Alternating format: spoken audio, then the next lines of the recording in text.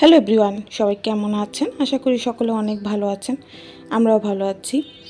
তো মেয়ের পরীক্ষা আজকে শেষ হলো, আর সে আবদার করেছে সে নানু বাসায় যাবে। আর আমি গিয়ে, যেহেতু আমার শাশুড়ি মা বাসায় নেই, তার মানে আমি রাতে গিয়ে থাকতে পারবো না। এই কারণে চিন্তা করলাম যে ওর পরীক্ষা শেষেই বাসায় আমার বাবার বাসায় চলে যাই, বিকেলে আবার চলে আসবো। আমার বাবার বাসায় আমার শ্বশুর বাসা থেকে কাছেই, খুব বেশি দূরে না। এই যে রিক্সায় গেলে 20-15 মিনিট সময় লাগে। তো ওই যে গেলাম, আর নানু বাসায় গেলে তো এদের এই খুশি, এই যে দেখা যায় নানা ভাই চিপস টিপস হাবিজাবি যত আছে সব এনে দিয়েছে। আর মার কাছে আসা মানে শুধু বসে বসে খাওয়া দাওয়া, আর কিছু না। এই যে গাছের আমরা খাচ্ছি, আমাদের নিজেদের গাছের। তো এটাই ভাল লাগে যে একটা যে আশ্রয় আছে, যেখানে গেলে কোনো টেনশন নেই, কিছু না। আমি যে আসছি স্কুল থেকে ওকে নিয়ে এখানে যা সরাসরি এসে একদম বিছানার উপরে শুয়ে আসি, আর আমার আম্মা একটার পর একটা খাবার এনে দিচ্ছে আর বলছে মনা এটা খেয়ে দেখ, ওটা খেয়ে দেখ। আমি আপনাদেরকে আরেকদিন বলছি যে আমার মা আমাকে মনা বলে ডাকে। আর এই যে এটা দেখলাম, পরে ক্যামেরাটা অন করলাম, এটা হচ্ছে লাল ফড়িং। আমি জানি না কারা কারা চিনেন, আমাদের ছোটোবেলায় আমরা এই ফড়িং নিয়ে খেলা করতাম।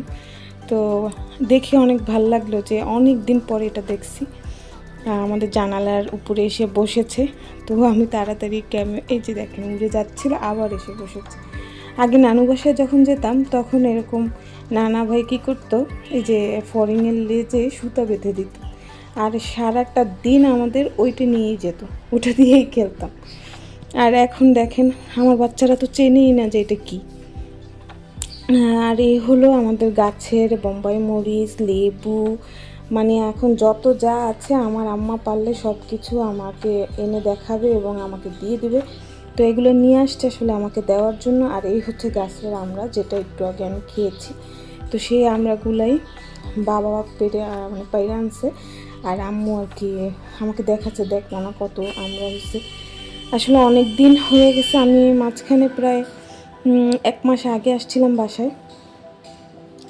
তো এই যে আমরা, আর তারপর আর ভিডিওটা কন্টিনিউ করতে পারিনি। আসলে আম্মার সাথে গল্প করছিলাম, ছোটো বোন আছে, বাবা আছে, তো এর মধ্যে আর ভিডিও অন করে কখন।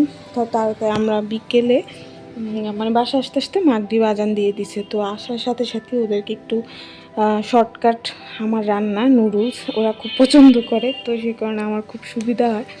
তো শর্টকাট রান্না করে দিলাম তাড়াতাড়ি, যে ওরা একটা খেয়ে নিক, কারণ সন্ধ্যা হলে তো একটা কিছু লাগবে। এটা খাওয়ার পরে অন্য কাজগুলো করব। বাসায় এতটুকু সময় যে ছিলাম না, তাতেই যে কত কাজ জমে আছে। তাও আমি সকালে সব কাজ সমাধান করে গিয়েছি, তারপরও এসে দেখি যে এখনও এতগুলো কাজ বাকি। তো এই যে চলে আসছে, আর আম্মু একটু তরকারি দিয়ে দিছে। আমি বললাম আম্মা তুমি ভাতও দিয়ে দেবে। আমি বলি যে না, ভাত দিও না, আমি এত কিছু নিয়ে যেতে পারবো না, তুমি একটা বক্সে একটু তরকারি দিয়ে দাও, আমি গিয়ে ভাত চড়াই দেবো। তো আইসেই মেয়েদেরকে যে নুডলসটা রান্না করে দিলাম, আর পাশের চুলায় ভাতও বসাই দিতেছি। ভাত হয়ে গেলেই হবে, আজকে আর কোনো রান্নাবান্না নেই। আম্মা একটু মুরগির মাংস দিয়ে দিচ্ছে, ওটা দিয়েই হয়ে যাবে। এই হলো অবস্থা। আর আমার বাবার বাসার কাছে থাকে, আমার এই সুবিধাটা আছে, যখন ইচ্ছা মন চায় আমি যাই আবার আসি। কিন্তু কাছাকাছি থাকে একটা অসুবিধা হচ্ছে যে বাবার বাসায় গিয়ে খুব বেশিক্ষণ বা বেশি দিন থাকা যায় না। আর যেহেতু আমি একা, আমার হাজব্যান্ড একাই, আর কোনো ভাই নেই তার, আর তারা হচ্ছে 5 বোন 1 ভাই। তো যেহেতু সে একা, এই কারণে আসলে এই দেখেন আমার ছোটো মেয়েটার অবস্থা দেখছেন, সে যে এই কাজগুলো এখন থেকেই শুরু করে দিয়েছে। তো আমার জন্য বাড়তি টেনশন। আর যা বলছিলাম যে যেহেতু সে একা, তো এই কারণে আমি গিয়ে যে অনেক দিন থাকবো সেটা হয়ে ওঠে না, কারণ বাসা খালি থাকে। তারপর হাজব্যান্ড আমার শাশুড়ি মা আছে, তো সে কারণে আর কি যে আমি গেলে খুব বেশি আমি 2 দিন কি 3 দিন থাকতে পারি। তাও শুক্র শনিবার মিলে যাই, কারণ তখন হাজব্যান্ড শাশুড়ি মার কাছে থাকতে পারে, আর আমি গিয়ে মা বাবার কাছে একটু থাকি। আর না হলে আমার বেশিরভাগ জার্নি এরকমই হয় যে আমি সকালে যাই, আবার বিকেলে অথবা সন্ধ্যার পরে চলে আসি। এখন কিছু করার নেই, আসলে সবার তো আর একই রকম কপাল হয় না। তো এই হলো ব্যাপার। তো যাই হোক, সুখে আছি, এটাই হলো বড় কথা।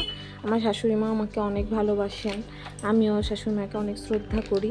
তো এখন যেহেতু মানে শাশুড়ি মা বাসায় নেই, উনি ডাক্তার দেখাতে ঢাকায় গিয়েছেন ওনার মেয়ের বাসায়, তো সে কারণে আসলে সংসারের সব কিছুই আমার মাথার উপরে। না হলে আমার এতটা চাপ নিতে হয় না। মানে আমি আসলে আমার মেয়েদেরকে নিয়ে বেশিরভাগ সময়টা কাটাই। ওদেরকে স্কুলে নিয়ে যাই, ওদের পড়াশোনা, তারপর ছোটো মেয়েটা, আসলে এত কিছু নিয়ে সংসারে সব কাজ করাও যায় না, যেহেতু আমার দুজনই ছোট। তো সেই কারণে রান্নাবান্নার ব্যাপারটা আমার শাশুড়ি মাই বেশিরভাগ দেখেন, যেহেতু আল্লাহ রহমতে সে শরীর স্বাস্থ্য ভালো আছে, সুস্থ আছে। তো সেই কারণে আর ওই সমস্যাটা আমার হয় না। কিন্তু যেহেতু এখন বাসায় নেই, কারণ আমার সবটা আমার মাথার উপরে। তো এই তো এই হলো আমার ছোট্ট মিনি ব্লগ। সবার আশা করি ভালো লাগবে। তো সবাই ভালো থাকবেন, সুস্থ থাকবেন, আর আমার পাশে থাকবেন, এটাই আশা করি। তো আল্লাহ হাফেজ, সবাই ভালো থাকবেন।